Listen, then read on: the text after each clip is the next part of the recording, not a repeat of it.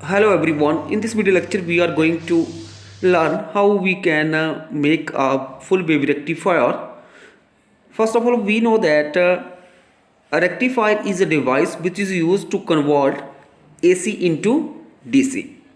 Here we are going to make a full wave rectifier. Full wave rectifier, a rectifier which convert both positive and negative half of AC into DC. That is, we get a continuous output.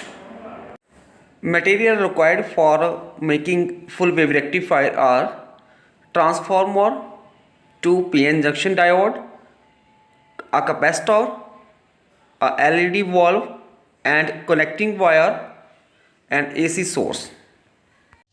Construction of a full wave rectifier. Here we connect a transformer with the main supply, then other side we connect two diode with the capacitor and LED.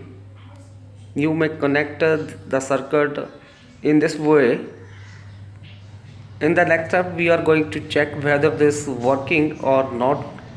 Let us see how we can check the working of a full wave rectifier. When we switch on, then the current flowing through the circuit, and you can see here the LED bulb glow. This indicates that full wave rectifier work. So in this way we check the working of a full wave rectifier.